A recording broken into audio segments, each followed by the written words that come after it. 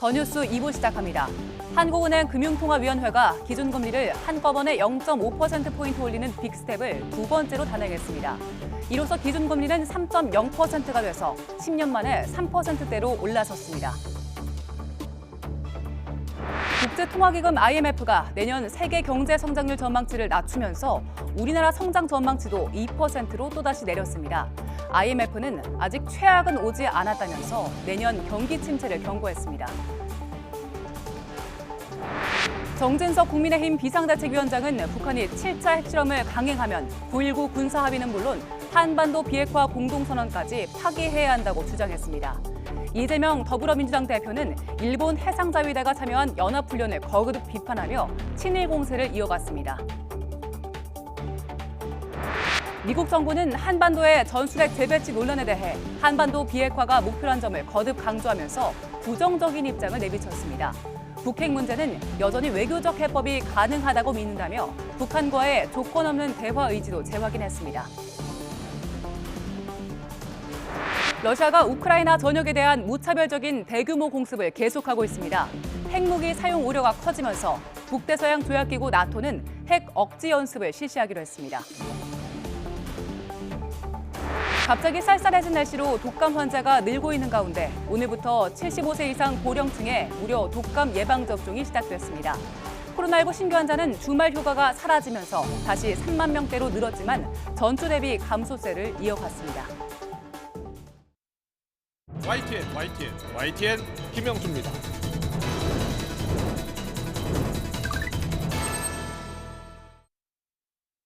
네, 더 정치 시작하겠습니다. 국정감사 기간입니다만 여야는 오늘도 각각 친북, 친일 프레임으로 공방을 벌이고 있습니다. 국민의힘은 한미일 훈련을 친일 국방이라고 비판한 민주당 이재명 대표가 김정은 수석 대변인이라는 외신 평가가 맞다면서 공세를 이어갔고, 민주당은 일본은 조선 왕조와 전쟁을 한 적이 없다고 한 정진석 국민의힘 비대위원장이 전형적인 친일 사관이고 가해자 논리라면서 맹비난했습니다. 여야 대표도 역사 잊은 민족의 미래는 없다면서 친북 친일 프레임 공세를 이어갔는데요. 정진석 비대위원장은 수백만 북한 주민을 굶겨 죽이면서까지 핵무장을 완성한 김일성, 김정일, 김정은의 폭정을 잊어서는 대한민국의 미래가 없다면서 목소리를 높였고, 역시 전날 역사를 잊은 민족에게는 미래가 없다고 한 이재명 대표는 수십 년간 무력 침탈했던 나라의 도움을 받지 않으면 방위하기가 어렵다는 대통령실 입장은 믿기 어렵다면서 비판을 이어갔습니다. 오늘 두 대표의 발언을 차례로 듣고 더 정치 풀어가겠습니다. 핵 없는 나라가 됐지만 북한은 정반대로 핵을 개발하고 핵 고도화하고 핵 무장을 완성하지 않았습니까? 그러니까 더 이상 그 선언에 집착할 필요가 없다. 이미 휴지 조각이 됐다. 그러니까 좀 제발 좀 그 진의를 호도하고 왜곡하면 안 된다. 역사 공부들 좀 해야 됩니다. 예? 그건 식민사관이 아니라 역사 그 자체예요. 제발 공부들 좀 하십시오. 북한의 군사적 위협이 큰데 자위대 도움이라도 받아야 되는 거 아니냐, 이런 발언을 하는 걸 봤습니다. 저는 믿기지 않는 발언입니다. 무력 침탈했던 나라의 도움을 받지 않으면 방위를 하기 어려우니 도움을 받겠다. 한미일 합동 군사훈련 불가피하다, 이런 얘기를 할 수 있습니까? 네, 어떻게 들으셨습니까? 우리나라와 미국, 일본 세 나라의 합동 훈련을 둘러싼 여야의 안보 공방이 이제는 역사 인식 논쟁으로까지 번지고 있는 그런 모양새입니다. 국감 상황을 포함해서 오늘의 전국 현안은 전주의 국민의힘 의원, 신현영 더불어민주당 의원과 함께 짚어보겠습니다. 어서 오십시오. 안녕하세요. 반갑습니다. 안녕하십니까? 네. 이 안보 공방이 이제 역사 인식 공방으로까지 지금 번지고 있는 모양새입니다. 정진석 비대위원장이 이제 어제 페이스북에 올린 그 글이 지금 공방이 되고 있는데, 조선은 왜 망했을까? 조선 왕조와 전쟁을 한 적이 없다. 이 발언에 대해서 좀 전에 들으신 것처럼 정진석 위원장은 공부 좀 해라, 이렇게 강하게 말을 했어요. 이게 어떤 뜻입니까? 그러니까 구한말에 이제 상황을 좀 페이스북에 쓰신 것 같습니다. 네. 네, 그래서 이제 그 부분에 있어서 좀 지금 사실은 여러 차례 북한이 한 보름 동안 7차례에 걸쳐서 12발의 지금 미사일을 이렇게 발사를 했고요. 예. 그리고 또 뭐 무엇보다도 지금 뭐 7차 핵실험이 임박했다 뭐 이러한 굉장히 그 사실 한반도의 위기감이 굉장히 고조되고 있는 시기입니다. 이제 예. 그런 과정에서 한미일 이제 공동 훈련이 합동 훈련이 이루어졌던 것이죠. 그래서 네네. 굉장히 중요한 것은 이 국방, 특히 북한의 이러한 미사일 도발에 따른 어떤 그런 국민들의 불안감 뭐 이런 네. 것을 해소를 위해서는 결국은 이제 국방을 위해서 어떻게 좀 힘을 합쳐야 될지 사실 이 부분에 주력을 해야 되는 것인데 예. 근데 이것이 갑자기 또 말꼬리 잡기로 해서 역사 프레임으로 가면서 이 본질이 흐려지는 좀 그런 부분에 대한 좀 안타까움을 저는 표시했다고 봅니다. 그리고 예. 저도 그런 부분에 있어서 굉장히 동감을 하고 있습니다. 왜냐하면 한미일 이번에 그 이루어진 연합훈련 이것은 뭐 문재인 대통령 때 이미 예정이 돼 있었던 것이고요. 예. 그리고 이번이 처음도 아닙니다. 그리고 어떠한 그런 뭐 우길기를 지금 든 이런 뭐 함대가 와서 훈련했다 이제 이 부분을 가지고 예. 국민들의 반일 정서를 건드린다. 사실 이것은 우리나라 국방을 위해서도 안 좋은 것이죠. 네. 이게 처음 그렇게 이런 훈련이 이루어졌던 것도 아니고 2017년에도 동해상에서 이런 훈련이 이루어졌었고요. 네. 여러 차례 이런 훈련이 이루어졌기 때문에 이것을 콕 집어서 한미일의 이 합동훈련 중에서 왜 중간에 이 일본만 가지고 이렇게 친일 반일 뭐 이런 프레임으로 가는 것 자체가 우리나라의 국방에 대한 이런 안보 위협 이런 부분의 그 문제 해결은 전혀 도움이 되지가 않는다는 것이죠. 알겠습니다. 신영 의원께서는 이제 한미일 연합훈련에 대한 평가 그리고 정진석 비대위원장의 이 역사 인식 논란 관련해서 말씀해 주세요. 예, 지금 국회는 사실 국정감사 기간이어서요. 예. 윤석열 정부가 들어온 이후에 국정 운영과 방향성에 대해서 검증을 해야 되는 아주 소중한 시간입니다. 그럼에도 불구하고 지금 정진석 비대위원장의 그런 망언, 예. 으로 인해서 이렇게 정쟁으로 또 몰고 가는 것들이 상당히 초선의 입장에서는 안타깝다라는 생각이 드는데요. 예. 더더욱이 오늘 공부 좀 하십시오. 음. 라고 언론에 대고 얘기하는 것 자체가 윤석열 정부와 정부 여당 그 오만과 독선 그리고 잘못을 잘못으로 인정하지 않는 거만한 태도를 상징적으로 보여주지 않는 거냐 싶은 마음이 들고요. 특히나 정진석 비대위원장은 국회 부의장이기도 하고요. 네. 그리고 국회 한일의원연맹의 대표시기도 합니다. 그러면서 지금 일본과의 굴욕 외교 그리고 망언에 대해서 계속 고집을 부리는 모습들이 정말 불편하다. 예. 실제로 그 정진석 위원장님 말씀과 유사한 글이 있습니다. 조선이 식민지가 된 것은 구 한국이 힘이 없었기 때문이며 역사적으로 당면한 운명과 세계적인 대세에 순응하기 위한 유일한 조선 민족의 활로이기 때문에 단행된 것이다. 이 내용은 예. 누가 했냐면 1919년 매일신보의 이완용이 쓴 글입니다. 매우 유사합니다. 예. 그렇기 때문에 정완용이라는 오해를 사고 있는 겁니다. 이 부분에 대해서는 예. 비대위원장께서 그냥 깔끔하게 사과하고 털고 가시는 게 낫겠다. 네. 그것이 국회에서 그리고 대한민국의 지금 경제 위기에서는 제대로 된 그런 정부 여당의 대표로서의 모습이지 않을까 싶습니다. 네. 저는 이 부분에 대해서 네. 우선 이런 문제를 이제 일으킨 것이 이재명 당대표죠. 왜냐하면은 그 한미일 그 합동훈련 예. 문재인 정부 시절부터 예정돼 있던 뭐 이런 것을 가지고 갑자기 한반도 우길기 이렇게 해서 지금 친일 반일 지금 프레임으로 몰고 간 것이 민주당의 이재명 당대표입니다. 그렇기 때문에 우길기를 가지고 이걸 자꾸만 이렇게 그 정상적인 합동훈련을 가지고 좀 이렇게 반일 친밀 이런 그 이중 프레임으로 한다는 것 자체가 이것이 굉장히 부적절하죠. 사실 그래서 이재명 대표부터 한반도의 우길기라는 이런 표현을 쓴 것에 대한 진지한 반성과 사과가 있어야 된다고 생각합니다. 예. 왜냐하면 그 지금 이재명 당대표는 지금 현재는 당대표이지만 불과 올 초까지만 해도 대통령을 꿈꾸던 분이셨어요. 이런 분이 그럼 어떻게 대통령이 돼서 어떠한 그런 안보 의식과 국방 의식, 그 다음에 어떠한 그런 그 대북 외교나 대일 위기를 어떻게 할 것인지, 과연 대통령이 돼서도 그러면 한미일 연합훈련을 할 건지 안 할 건지, 나는 그러면 우길기를 단 이러한 그 뭐 자위대 어떤 해상 훈련 이런 것은 도저히 내가 묵과할 수 없기 때문에 대한민국 국민이 어떤 그런 북한의 핵 위기에 몰렸더라도 나는 절대 안 하겠다. 사실 그런 부분을 얘기를 하고 계시는 건지 예. 그 부분에 대한 진지한 반성과 저는 사과가 우선돼야 된다고 생각합니다. 이런 부분에서 예. 이런 그 정상적인 우리나라의 국방을 위한 이런 정상적인 훈련을 가지고 우길기를 운운하면서 이것을 결국은 반일 프레임으로 몰고 간 저는 민주당의 이재명 대표부터 이러한 그 정치 공세에서 좀 벗어나서 그 국방이나 안보에는 여야가 없다고 생각합니다. 그런 면에서 예. 한반도의 평화를 위한 좀 진지한 논의를 했으면 좋겠다 이런 알겠습니다. 말씀을 국민의힘 드리고 입장을 싶습니다. 충분히 들었고요.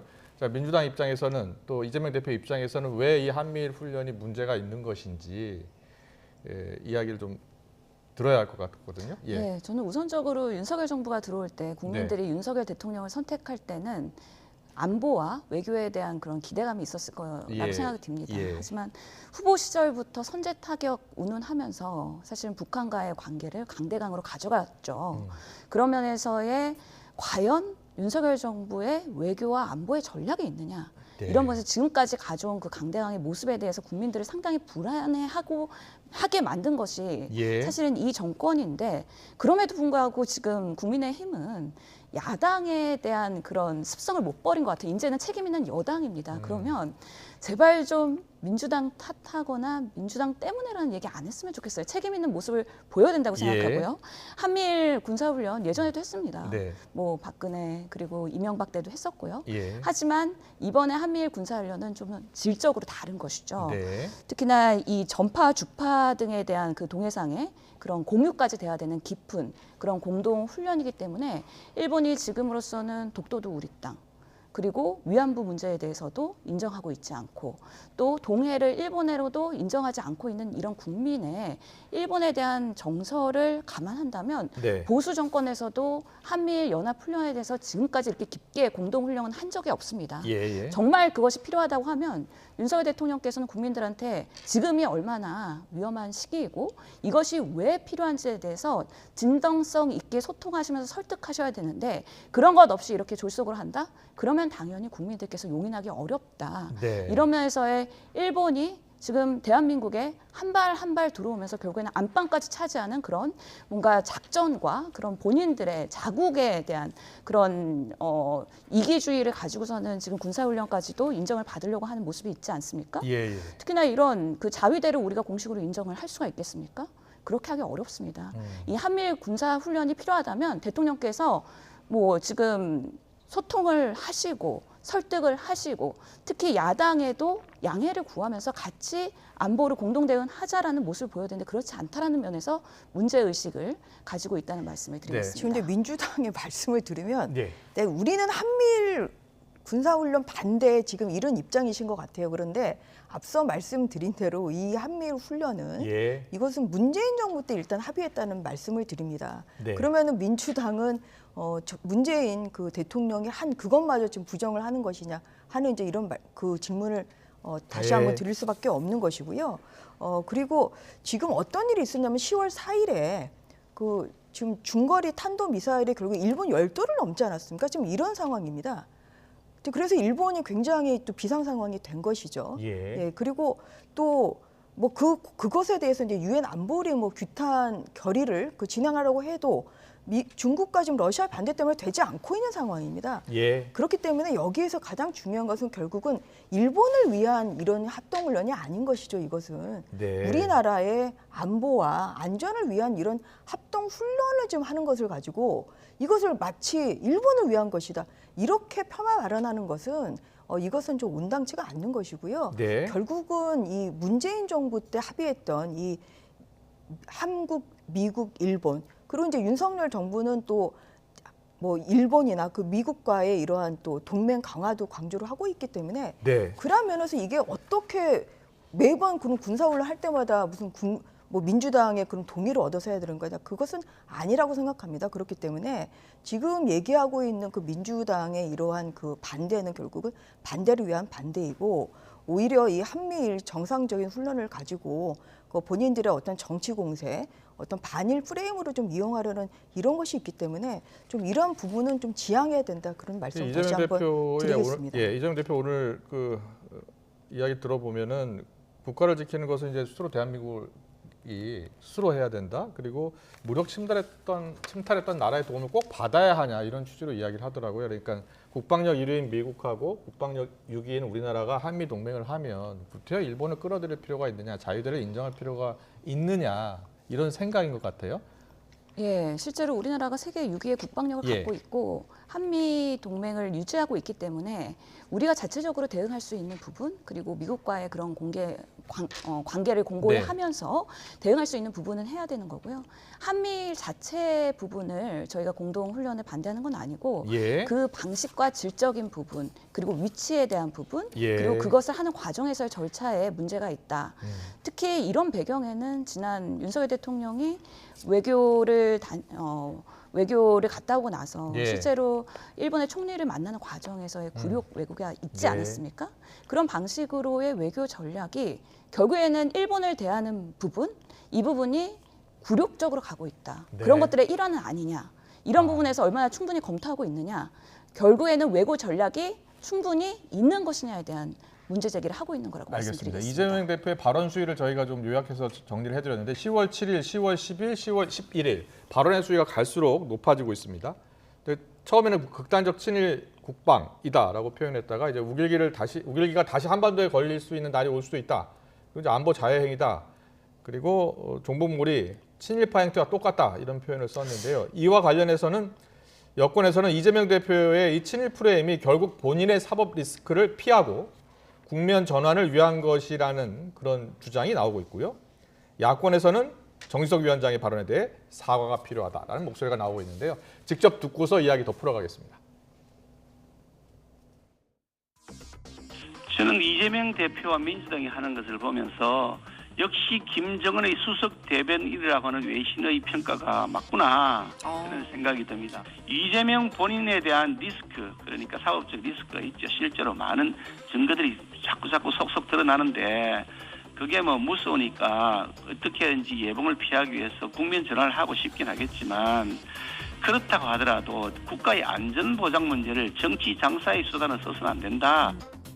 식민사관과 흡수할 뿐 아니라 위험한 역사인식입니다. 실수하신 것 같은데 빨리 사과하는 게 저는 정답이라고 생각하고요. 침략한 일본이 문제이지 침략당한 우리가 문제는 아니지 않습니까? 만약에 힘없고 무능한 국가면 얼마든지 당해도 싸다는 그런 논리가 성립이 되겠습니까?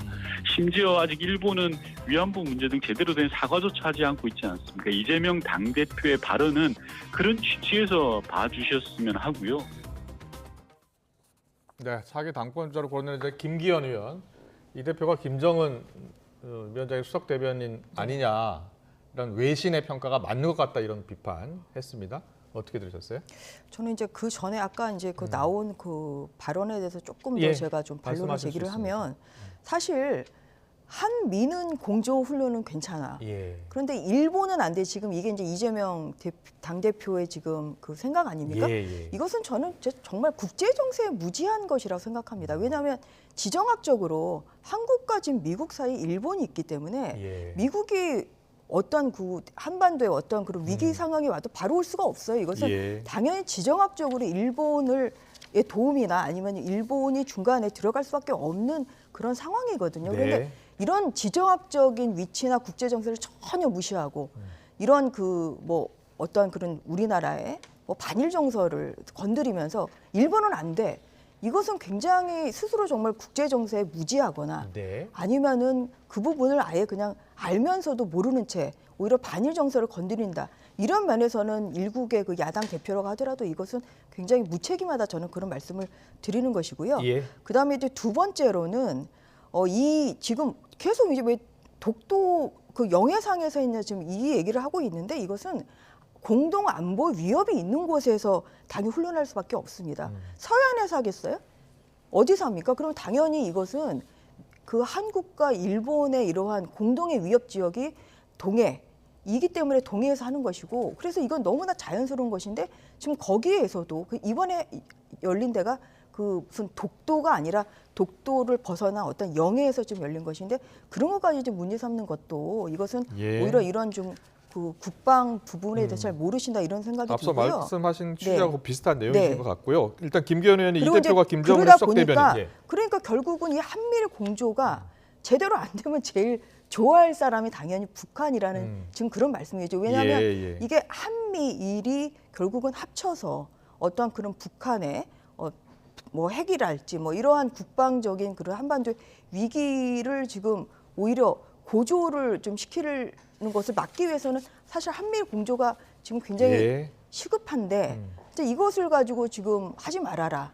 또한 반일 감정을 자극하고 뭐 우길기 뭐 자위대 그런 이제 굉장히 선동적인 그런 문구를 쓴다는 것은 결국은 이것은 한미일 그 군사 훈련에 대한 국민들의 결국은 인식을 오히려 안 좋게 함으로써 결국 그 결과는 북한의 김정은을 돕는 이런 결과가 올 수 있기 때문에 네. 김기현 전 대표께서는 적절한 비유를 했다고 생각합니다. 윤건영 의원이 이야기하는 거 있잖아요. 그 정진석 위원장의 이 발언, 일본은 조선 왕조와 전쟁을 한 적이 없다. 조선 왕조는 무능하고 무지했다. 이와 관련된 발언에 사과가 필요하다라는 게 이제 민주당의 입장인데 거기에 대해서는 아까 어떤 이제 생각이세요? 말씀드린 것처럼 그것은 오히려 민주당에서 우길기 운운한 이런 이재명 당대표부터 저는 사과가 우선해야 된다고 생각합니다. 그리고 예. 이런 국방의 그런 위기 상황에서 어떤 그런 그 말꼬리 잡기보다는 네. 그 오히려 여야가 합치를 해서 어떤 그런 한반도의 위기를 좀 벗어날지에 대한 진지한 고민을 해야 된다고 생각합니다. 알겠습니다. 이제 신현 의원께 여쭤볼 차례죠. 여권에서 지금 이재명 대표의 사법 리스크를 피하기 위해서 친일 프레임으로 이제 덮는 것 아니냐 이런 주장이 지금 나오고 있어요. 이 주장에 대해서는 어떤 생각이세요? 저희는 뭐 사법 리스크와 이거는 완전히 별개의 일이다. 그리고 이런 친일 프레임을 한다고 해서 뭐 그게 덮일 거라고 생각도 되지 않습니다. 그래서 이 또한 지금 전당대회를 앞두고 있는 지금 국민의힘의 당권 주자들께서 프레임을 또 씌우면서 예. 합리화하고 본인들의 또 존재감을 과시하는 또 하나의 그런 주장이지 않을까 싶고요. 그게 네. 뭐 저희는 연연하지 않습니다. 지금 뭐 북한의 핵 위기 어제 오늘의 일은 아니고요. 예전에 클린턴 때도 정말 미국이 이런 폭격에 대한 대비를 할 만큼 중대했던 부분도 있습니다. 그렇기 때문에 우리가 한미에 대한 공고한 그런 네. 연대를 통해서 대응을 하는데 지금 국민의힘과 그런 정부의 모습은 일본과 군사협정 해놓고서는 어떻게든 핑계거리 찾으려고 지금 여러 가지 방식으로 쉴드를 치고 있는 것 같습니다. 예. 그래서 국민들께서는 아직 일본의 그런 잔재 청산도 되지 않았고 여러 가지 독립 운동가들이나 아니면 그 후손들도 상당히 속상할 만한 발언을 지금 국민의힘에서 일삼으면서 예. 국민 정서를 오히려 자극하고 있는 한일 관계의 이런 외교의 모습이 과연 여당으로서 올바른 모습인지 다시 한번 심각하게 고려하시고 남 탓하지 마시고 어떻게 외교 잘 이끌어 나갈 건지에 대해서 국회에서 머리 맞댈 수 있도록 좀 그 책임 있는 자세를 보여주시기에 당부를 하겠습니다. 네. 한미일 연합훈련을 놓고 여야 공방이 지금 나흘 닷새째 계속되고 있는 것 같은데요. 앞으로도 계속될 것 같습니다. 오늘 국정감사가 또 계속되고 있으니까 이야기 잠깐 하고 가겠습니다. 환노위 등 7개 상임위에서 지금 날선 질의가 이어지고 있는데요. 김문수 경사노위 위원장에게 야당 의원이 이게 레드카드를 꺼내는 장면도 연출이 됐다고 합니다. 영상을 보고 오겠습니다. 노동계약 분란을 만들어서 불참을 유도하고 그 틈에 노동계약을 강행하겠다는 의도가 아닌지 상당히 우려들이 많아요. 위원장 어떻게 생각하십니까? 저 발언은 너무 거두절미해서 자극적인 것만 잘라서 그렇지. 경사노위 위원장으로서 앞으로 대화를 이어가기 위해서 진심 어린 사과를 하고 제대로 역할을 하겠다. 이 모습을 보여달라는 겁니다. 예, 잘못된 부분에 대해서는 당연히 사과를 해야 되는데 의원님 말씀하시는 거 그렇게 쭉 해놓고 사과해라 이렇게 하시는 거는 너무 포괄적이고 또 사과가 안 될 부분도 많이 말씀하셨어요. 그래서 자, 그렇게 하는 거는 조금 어렵겠습니다. 사과를 해야죠. 위원장 자격 없다고 봅니다. 네. 제가 이 카드를 꺼내지 않으려고 했는데요. 이거 뭔지 아시죠? 레드카드입니다. 국감장에서 퇴장의 의미고요. 네, 퇴장하십시오. 국정감사장에서 이 레드카드가 등장했는데 과거에도 한번 있었던 걸 기억도 나고요. 아무튼 이은주 의원이 김문수 경사노위 위원장의 레드카드 위원장 자격이 없다는 겁니다. 그 야당이 지금 김문수 위원장 노동관 두고 공세 펴고 있잖아요. 문제가 있다는 건데 어떤 부분이 가장 큰 문제라고 보시는 거예요? 기본적으로 위원장으로서의 통합과 노동에 포용을 할 수 있는 자세가 안 돼 있다는 것이죠. 이전에 본인께서 했던 여러 가지 정치적 발언조차도 네. 노동계에서는 공감할 수 없는 발언들을 많이 하셨고 그 부분에 대해서 이제는 경사노위 위원장이 되셨으면 네. 책임 있게 과거를 정리하고 앞으로는 어떻게 할 건지에 대한 그런 겸손한 자세를 보이셔야 되는데 끝까지 인정 안 하시고 자기 주장하고 있는 모습들이 과연 이 경사노위에서의 성과를 끌어낼 수 있을까? 위원장으로서의 자격이 없다. 그런 면에서의 퇴장을 얘기한 것으로 보입니다. 네, 우리 전주의 비대위원께서는 어떻게 보셨어요? 지금 뭐 국정감사장에서 여러 네. 장면들이 연출되는데 레드카드 나왔잖아요. 어떻게 보셨어요? 예. 일단 재밌네요. 네. 예, 재밌고. 근데 지금 상당히 심각한 예. 것 같아요. 이은주 의원은. 예, 그런데 이제 그게 이제 정의당 같은 경우는 이제 뭐 어떤 그런 그 노사정이라는 거 결국은 한쪽의 편이 아니라 네. 그 노와 사와 또 정의 이러한 여러 가지 그 절충과 합의를 좀 이뤄내야 되는 그런 기구잖아요. 네. 이제 그러다 보니까 아무래도 이제 그 본인의 가치관에 따라서 그 노사정을 바라보는 시각이 다를 수밖에 없습니다. 네. 그래서 이은주 의원이 보기에는 마음에 안 드는 부분이 있으시니까 이제 아까 그렇게 뭐 레드카드를 꺼내고 이제 예. 그렇게 얘기를 한 것 같은데 네. 김문수 위원장 같은 경우는 이제 그 노동 운동을 많이 하셨던 분이죠. 그래서 여권에서도 그 드물게 그렇게 여러 가지 굴곡진 이러한 큰 활동들을 해오셨고 그래서 예. 저희로서는 굉장히 적임자라고 생각을 하고 있습니다. 그리고 네. 경기도지사를 또 지내시고 그 다양한 그런 그 활동을 해오시고 또 다양한 이런 그 행정 능력 경험이 있으시기 때문에 뭐 그런 면에서 아직 취임하신 지가 얼마 안 됐어요. 진짜 예. 잉크도 마르시기 전에 오늘 네. 국감장에 지금 나오신 상황이라 앞으로의 어떤 활동을 보고 네. 이 김문수 위원장에 대한 평가를 해주시면 좋겠다. 네. 그렇게 생각을 하고 있습니다. 선입견을 가지실 필요는 없겠다. 이런 좀 추가 말씀도 드립니다. 알겠습니다. 그리고 감사원 국감 이야기 잠깐 하고 네. 갈게요. 감사원 국감이 어제 있었잖아요. 그런데 문재인 전 대통령이 감사원 논란에 대해서 심각하다. 이런 입장을 밝힌 것으로 지금 전해지고 있어요. 전해철 의원이 이제 문재인 전 대통령을 뵈러 가서 이야기를 들었다고 합니다. 절차적으로도 내용적으로도 문제가 많다고 말했고 문 전 대통령도 이에 공감했다라고 했습니다. 문재인 전 대통령이 상당히 불편한가 봐요. 예. 아니 그 서면 조사 요청하는 과정에서도 지금 감사위원들의 그런 동의나 절차적인 예. 부분에 대한 거 없이 결정을 했고 통보를 한 거에 대한 문제 제기가 있는 거고 예. 또 언론 대응을 하시면서 무식한 소리 하지 마라. 아, 이런 감사원의 아주 예. 오만하고 독선의 모습이 지금의 정권과 비슷하다. 네. 그런데 결국에는 대통령이 국정 운영을 지원하겠다라고 인정을 하셨고 네. 이제는 너무 충실히 지원하다 보니까 검찰 수사의 첨부 기관으로서의 그런 대통령실의 하명을 받는 거 아니냐. 이런 중립성과 독립성과 공정성을 훼손할 수 있는 사안들이 자꾸만 나오는 거예요. 예. 이거는 감사원장으로서 그리고 사무총장으로서 오해라면은 충분히 소명을 해야 되는 거고요. 예. 정말 문제가 있다 그러면 본인이 사퇴하셔야 됩니다. 그래서 인적 쇄신을 통해서 감사원이 우리나라의 그런 독립적인 국정 운영을 모니터링할 수 있는 역할로 거듭나지 않으면 지금 윤석열 대통령 정권 5년 매우 위험하다라는 생각까지 들고 있습니다. 예.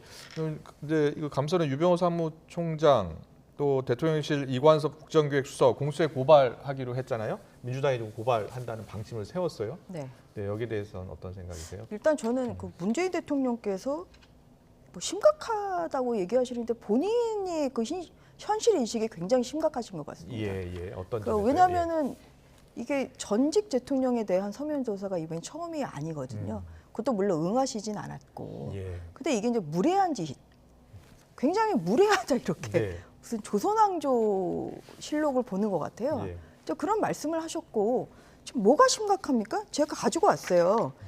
그 지난 문재인 정부 5년 동안 감사위원회 의결 없이 진행된 감사건이 무려 102건입니다. 이거 그럼 문재인 전 대통령 모르셨습니까? 지금 모르고 이런 말씀하시는 겁니까?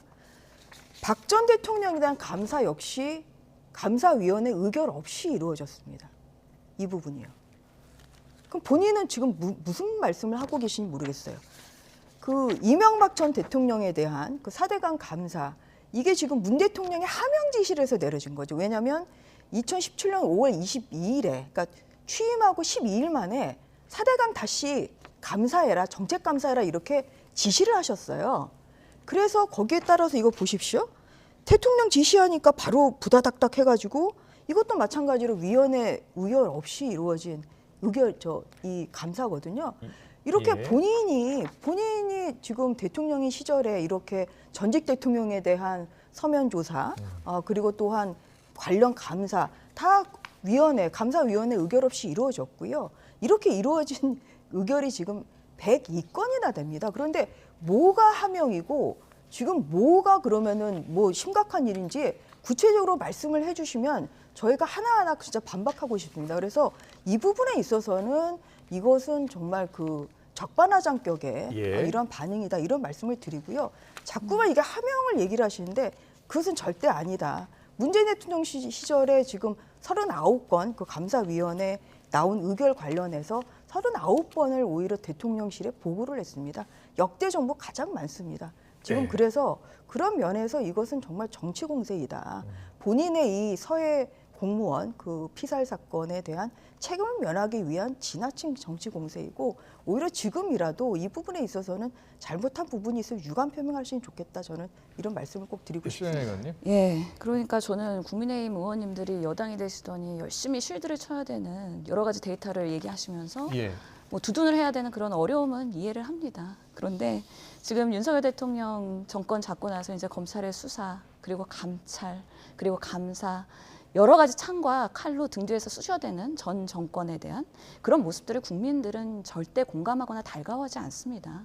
대통령의 그런 감사원의 서면 조사 이런 부분들은 일반 다른 감사의 절차랑은 비교할 수 없는 중대한 사안이기 때문에 예. 그 절차와 과정이 공정해야 되고 투명해야 됩니다. 그런 부분들이 클리어하지 않다라는 지적입니다. 네. 이 부분들이 국정 지금 조사에서도 뭐 지금 국정기관에서도 제대로 드러나고 있지 않고 이 부분에 대한 문제점들이 감사원에서 인정하고 있지 않기 때문에 저희가 고발까지 고려를 해야 되는 이런 안타까운 상황을 제발 좀 만들지 않았으면 좋겠다는 거를 정부 알겠습니다. 여당에 간곡히 호소드리겠습니다. 공수처 고발하면 공수처 수사에 들어가면 또 정확하게 더 알 수 있겠죠. 오늘 정치권 이슈는 여기까지 듣겠습니다. 신현영 더불어민주당 의원 또 전주의 국민의힘 의원과 함께했습니다. 잘 들었습니다. 네, 고맙습니다. 감사합니다. 감사합니다.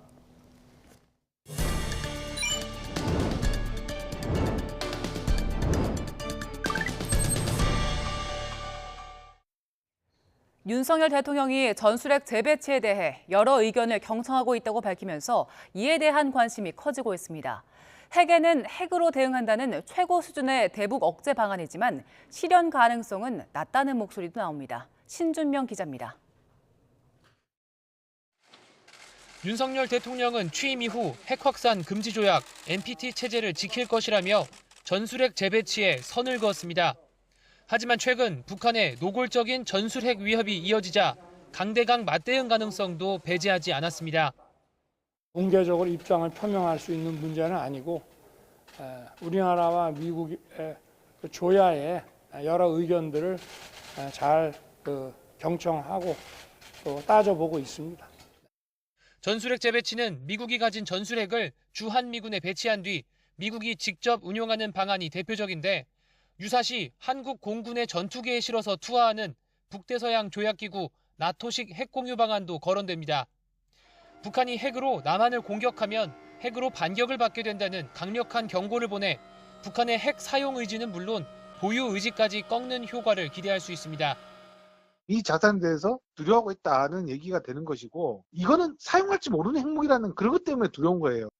하지만 지난 1991년 한반도 비핵화 공동선언으로 남한에서 미군의 전술핵이 철수한 만큼 재배치될 경우 지난 30여 년 동안 이어온 한반도 비핵화 정책을 파기하고 북핵을 인정하는 셈이기 때문에 그 가능성은 작습니다. 전술핵을 재배치했을 때 파생될 수 있는 문제가 단순히 이제 한반도나 동아시아 차원의 문제가 아니라 국제 핵 비확산 레짐이라고 하는 문제를 건드리게 되기 때문에 한반도 전술핵 재배치가 이뤄질 경우 일본과 대만도 중국의 위협에 대응하는 전술핵 배치를 미국에 요구할 가능성이 커 핵 비확산 기조를 고수하는 미국 입장에선 한반도 전술핵 재배치를 추진하기는 현실적으로 어렵다는 분석도 나옵니다. YTN 신준명입니다. 미국이 최근 러시아로부터 대대적인 미사일 공격을 당한 우크라이나를 돕기 위해 백악관 방어에 사용되고 있는 방공 무기를 조기에 지원하기로 했습니다. 백악관은 첨단 미사일 방어 체계인 나삼스 2기를 매우 가까운 시일 안에 우크라이나에 전달할 수 있을 것 같다고 밝혔습니다. 김원배 기자의 보도입니다.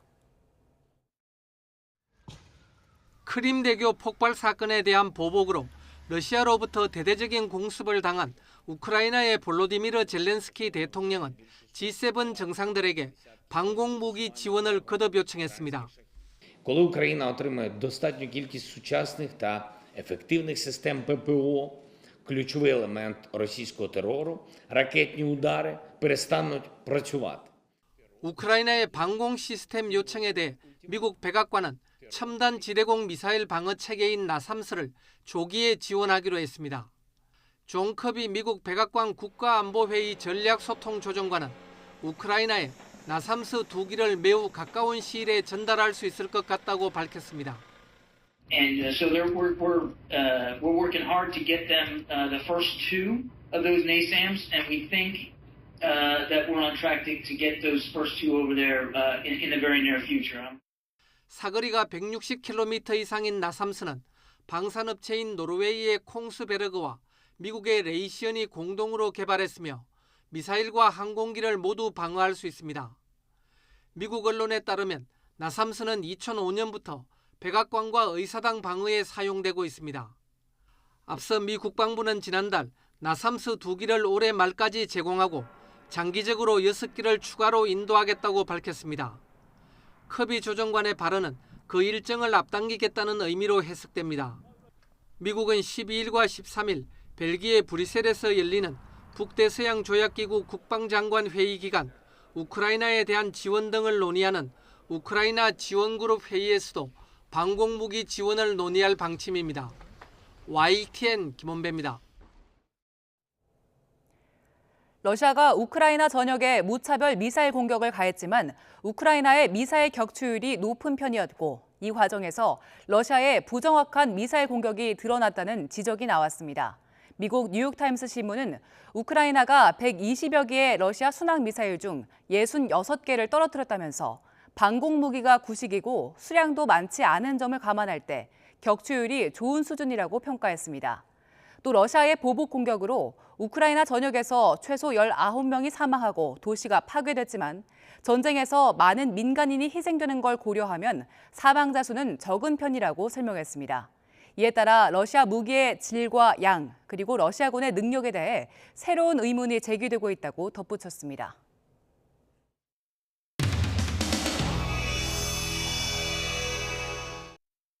문자 보내신 적도 있습니까? 이 사안 관련해서는 아니, 문자 그 앞에 보내신 지어진 적이 있냐고요? 그거는 따로 답변 드리지 않겠습니다. 왜요?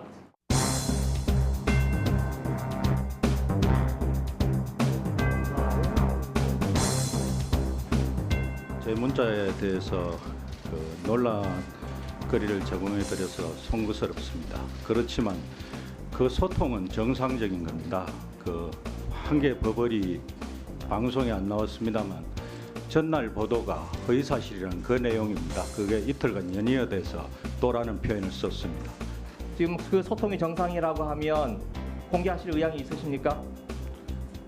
그 부분을 제가 이제 삭제를 해서요. 이게 어떻게 복구가 되는지 모르겠습니다만 이관섭 전날 나온 오보에 대해서도 이관섭 수석에게 보고를 했습니까? 보고할 일도 없고요. 그분이 물은 적도 없습니다. 저게 또라는 의미로 어떻게 합니까? 그 신문은 보지 않습니까, 의원님? 신문요. 그리고 저 서해 감사는 국민적 감심사입니다. 네? 자, 그러면 저 이관섭 수석과 소통이 없었다는 거죠? 처음이라는 거죠? 예, 최근에는 그렇습니다. 이 문제에 대해서는 처음 소통입니다. 처음으로 보낸 문자입니까? 그게 위에 칸이 지금 지워져서 그렇습니다. 아니, 처음으로 보낸 문자입니까? 문자 보내신 적도 있습니까? 이 사안 관련해서는 문자 그 앞에 보내신 지워진 적이 있냐고요? 그거는 따로 답변 드리지 않겠습니다. 왜요? 거부 사유가 없습니다. 지금 거부하는 거예요? 그거는 업무 관련된 거부하시는 것이면 법적인 사유가 있어야 됩니다. 문자 보내신 적 있어요, 없어요? 따로 답변 드리지 않겠습니다. 있으시군요. 기억도 흐릿하고요. 있으시군요. 증언을 거부하겠다라고 이야기를 했습니다. 정식 고발해 줄 것을 위원장님에게 건의드립니다. 제가 증언 거부를 한 게 아니고요. 이 자리에서 그 정책 전문가로서 고생하시는데 그분도 뭐 미주알 고주알 답변 드리는 게 부적절하다는 의미로 말씀을 드렸습니다. 자, 감사원은 그러면 누구로부터의 독립을 의미합니까? 이 독립은? 대통령 직속 기관이지만 직무로부터는 대통령으로 독립한다 이렇게 규정되어 있습니다. 대통령으로부터 독립한다. 자, 그런 부분에 대해서는 저희들이 감사를 요구하는 게 적절하다고 보십니까? 요청할 수 있다고는 할 수 있다고 봅니다. 국회에서도 요구할 아니요, 수 있고요. 감사원장님. 법률에 의하면 감사를 요구할 수 있는 건 딱 4명입니다. 4기관인데 하나가 국회고 둘째가 감사원 스스로고 세 번째가 국민청원이고 네 번째는 국무총리입니다. 대통령은 요구할 수 없습니다. 아니, 그러니까 대통령도 국민의 한 사람으로 볼 수도 있는 거고요.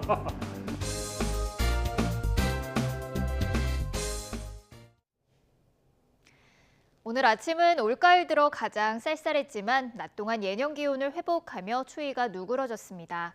내일은 오늘보다 기온이 더 올라서 완연한 가을 날씨를 보이겠는데요. 다만 당분간은 일교차가 10도 이상으로 크게 벌어지겠습니다. 옷차림에는 각별히 신경 써주셔야겠습니다. 내일도 전국적으로 맑은 하늘이 함께하겠고 미세먼지 없이 공기도 깨끗하겠습니다. 내일 아침 기온은 오늘보다 2도에서 5도가량이 높겠는데요. 내일 서울의 아침 기온은 11도, 대전은 9도, 부산은 16도로 출발하겠고요. 낮 기온도 오늘보다 1, 2도가량 높아서 선선하겠습니다. 내일 서울의 한낮 기온은 23도, 대전과 대구도 23도, 광주와 부산은 24도까지 오르겠습니다. 남은 한 주간 맑고 일교차가 큰 전형적인 가을 날씨가 이어지겠고요. 다음 주 초반에는 다시 찬 공기가 유입되며 날씨가 급격하게 추워지겠습니다. 지금까지 날씨 정보였습니다. 이슈를 더 쉽게 전해드리는 더 뉴스, 저희가 내일은 더 준비하겠습니다. 잠시 뒤 뉴스큐가 방송됩니다. 시청해주신 여러분 고맙습니다.